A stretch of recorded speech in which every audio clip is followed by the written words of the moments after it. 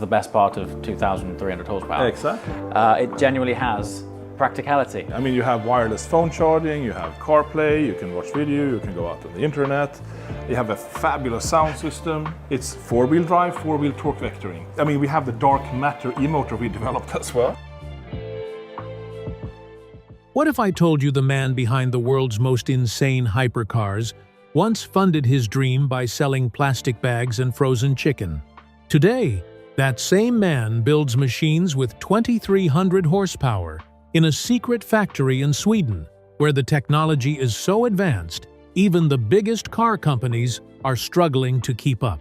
This is the story of Christian von Koenigsegg, the outsider who refused to believe the impossible was real. And trust me, this story gets crazier the deeper you go, from plastic bags to hypercars. Let us go back to 1991. Christian von Koenigsegg is 19 years old. No money, no engineering degree, no famous family name in the car world. What he has is a memory, a 6-year-old boy sitting in a Norwegian movie theater watching a stop-motion film called Pinchcliffe Grand Prix.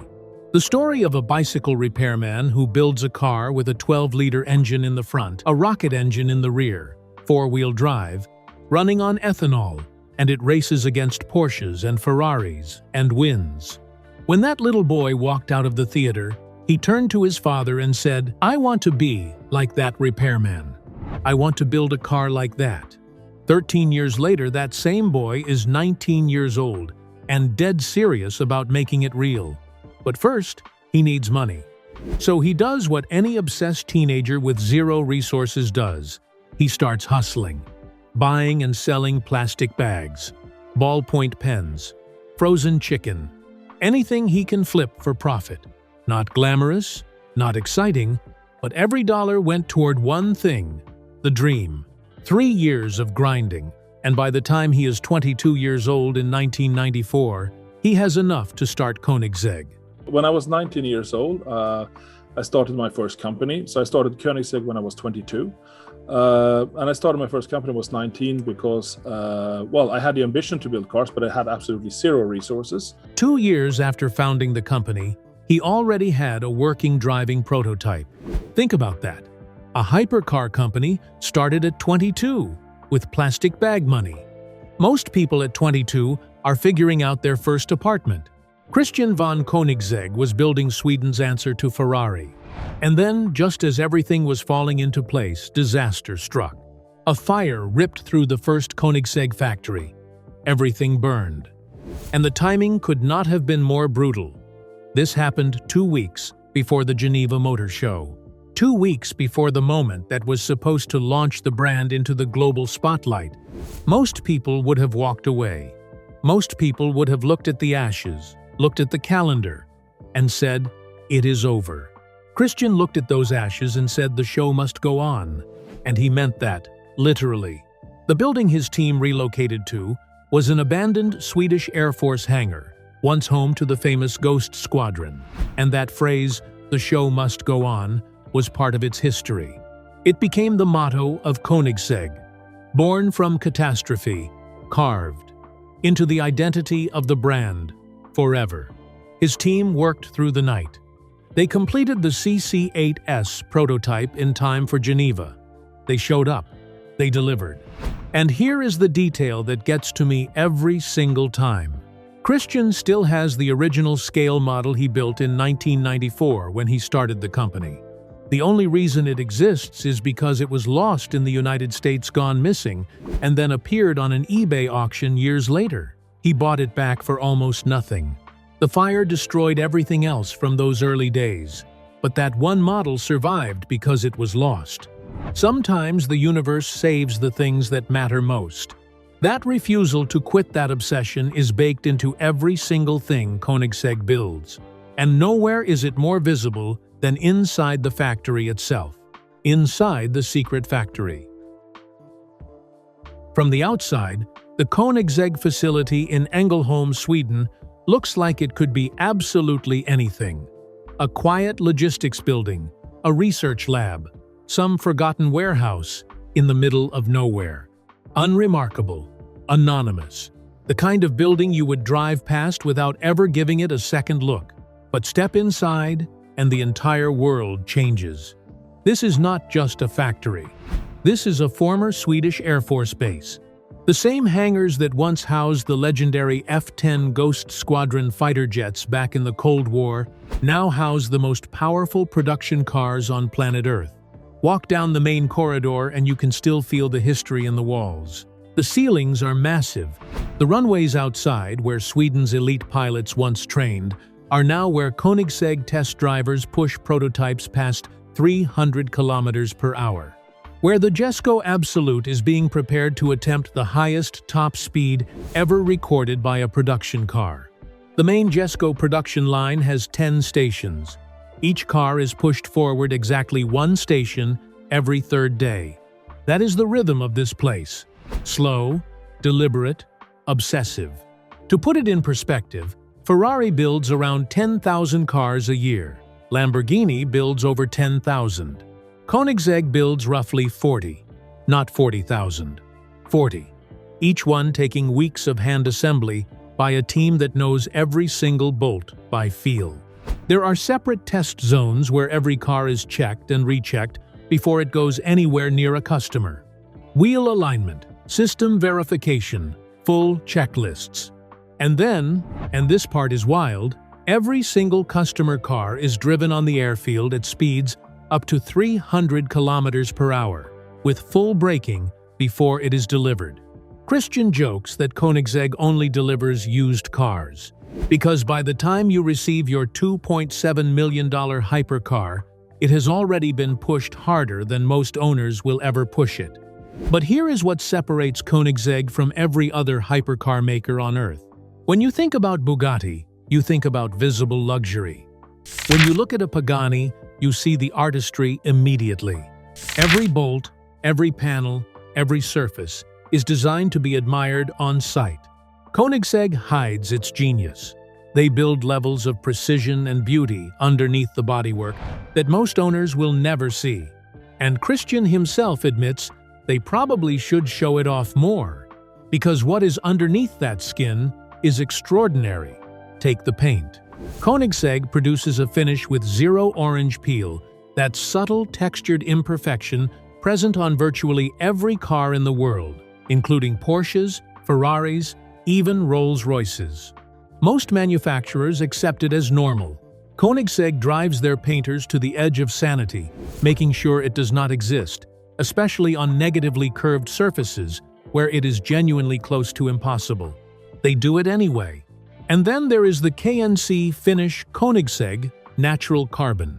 They take carbon fiber panels and wet sand away the thin epoxy layer that every other manufacturer keeps. What is left is pure exposed fiber, tactile, raw. These things that suck in air. So we made a carbon fiber box around it, and then an air intake, and then fans in the back. So it's actually spewing out hot air that has cooled all the high voltage electronics to drive the car. Alive. You run your hand across it, and you actually feel the weave of the carbon underneath. No lacquer, no coating, just the material in its most honest form. They build entire cars this way, and it costs significantly more, because there is absolutely nowhere to hide a single imperfection. Koenigsegg does not hide beauty for lack of confidence. They hide it because they build to a standard that exists whether anyone sees it or not. And if that level of obsession in the body and paint sounds extreme, wait until you hear what they are doing with the engine. The engine that shouldn't exist. Here is a question. What is the one component that almost every internal combustion engine ever built, from a 1920s farm tractor to a modern Formula One car, has in common?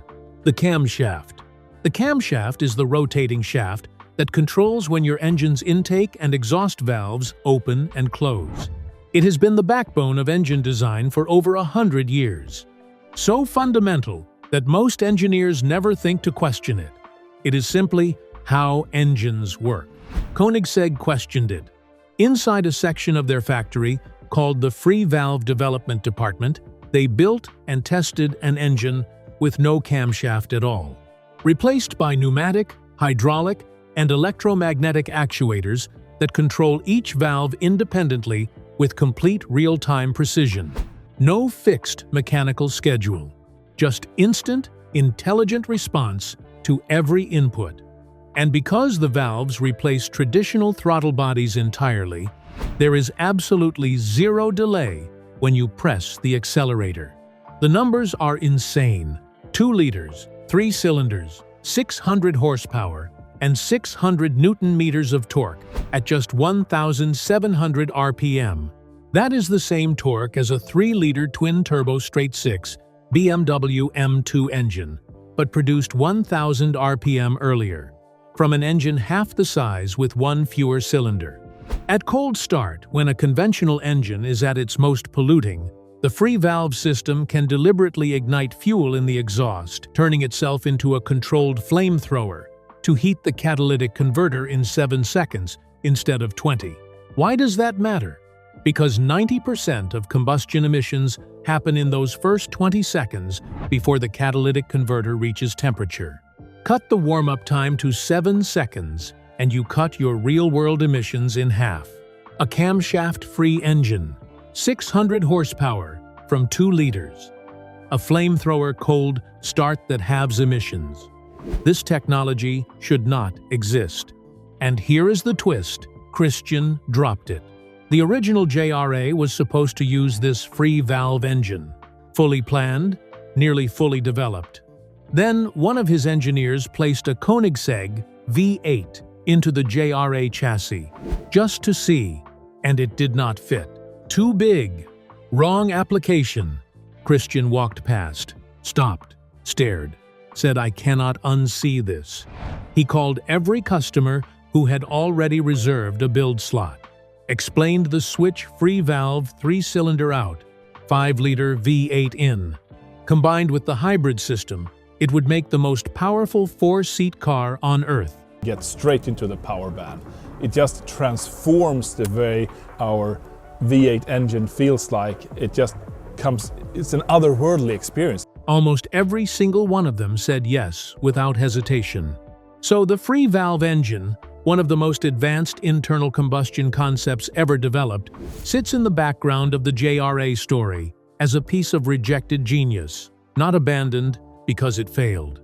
Set aside because something even more extraordinary showed up. That tells you everything about the pace of innovation inside this company. But if the engine left you speechless, the wheels are about to finish the job. Koenigsegg reinvented the wheel. Picture someone sitting at a workbench, carefully laying individual pre-cut pieces of carbon fiber. In this case, it's a carbon fiber wheel tool.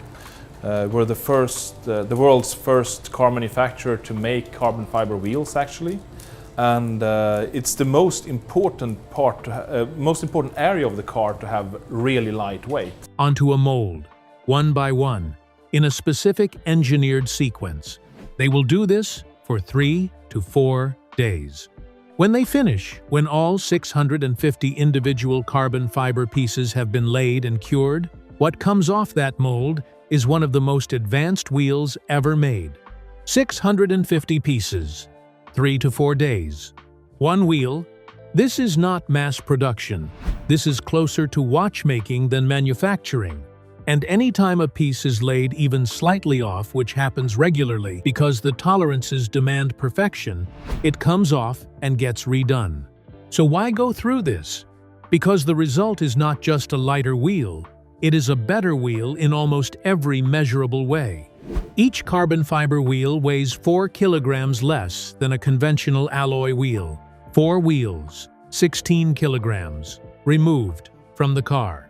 But these are unsprung kilograms below the suspension, which is where weight reduction has the greatest effect. The wheel returns to road contact faster after hitting a bump. You can run softer suspension with the same level of control, better ride, and better handling at the same time. That is not how car engineering usually works. You typically choose one or the other. Lighter spinning mass also means less gyroscopic resistance, so the steering feels more natural and more immediate. And on acceleration, you are no longer spinning up as much wheel mass, so the car gets up to speed faster and brakes shorter. Simple physics, enormous real-world impact. Then there is the Aircore patent hollow carbon fiber with the wheel nut clamped directly into the hollow structure. Engineers said it could not be done. The material could not handle the clamping forces at the center. Koenigsegg proved them wrong, did it, and patented the process. In pothole testing, when impact was severe enough to fully destroy a standard aluminum wheel and blow the tire, the carbon wheel showed nothing. No crack, no deformation. Because unlike metal, carbon fiber composite does not accumulate fatigue damage the same way. It simply holds. Lighter, stronger, better, in every performance metric, and impossible to manufacture without this specific knowledge and this specific obsession. The wheels on the JRA are extraordinary, but the most mind-bending technology in the entire car is not rolling on the ground. It is tucked inside a small black disc, producing more power than most full supercars. The motor that breaks reality. Look at your dinner plate, that size, that approximate weight. Now imagine it produces 800 horsepower and 1,250 Newton-meters of torque. That is the Koenigsegg dark matter motor, 39 kilograms. The naturally aspirated V12 in a Lamborghini Aventador SVJ produces 770 horsepower and weighs around 235 kilograms. The dark matter motor produces more power, over 500 Newton-meters, more torque, and weighs 85% less, from a disc that fits under your arm. The technology behind it is called Raxial flux, a Koenigsegg-developed, Koenigsegg-patented combination of axial flux and radial flux motor design. Conventional motors use magnetic fields arranged in one orientation. The dark matter motor uses two different orientations simultaneously, extracting more power and torque from a smaller, lighter package than any standard motor design can achieve. And Koenigsegg does not buy these motors from anyone. They wind the coils themselves. They build the inverter themselves. They have a production facility capable of producing 5,000 motors per year, sitting mostly quiet right now, but already attracting serious interest from outside companies who need maximum power density and do not care about cost. But the motor alone is only part of the story. How it connects to the rest of the JRA's drivetrain is where Koenigsegg does something no manufacturer has ever done before. Instead of active differentials, the JRA uses separate hydraulic clutches to split power between all four wheels. Because of this, it can run full four-wheel drive, with four-wheel torque vectoring in pure electric mode from a single motor. One motor. No individual hub motors. Just hydraulic clutches, splitting and directing power with surgical precision to every corner of the car. No other production vehicle in history can do this. And if you want to run purely on the combustion engine, 5 liters, 9 gears, the Koenigsegg-developed V8, the same clutch system, gives you four-wheel drive and four-wheel torque, vectoring through combustion alone. Or combine both 2,300 horsepower, combustion, and electric, working together through the same elegant architecture.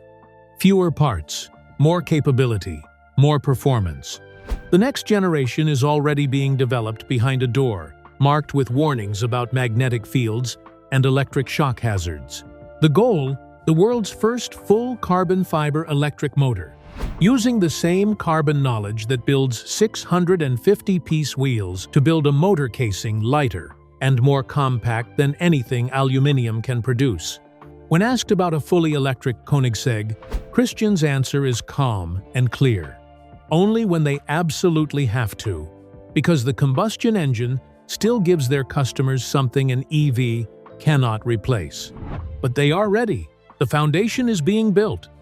Koenigsegg is not reacting to the future, they are building it. The world thinks hypercars are built with money, but the deeper you look, the more it starts to feel like they're built by obsession, by sleepless engineers, by impossible risks. by people willing to gamble everything for 1 more kilometer per hour. And somewhere tonight, in a silent factory lit long after midnight, somebody is already building the machine meant to destroy everything we just talked about. Because this story was never really about Koenigsegg. It's about the war for the future of speed. And the terrifying part? The next chapter may redefine what a car even is. So before the world sees it first, ask yourself, when the limits finally disappear, who do you trust to cross them first?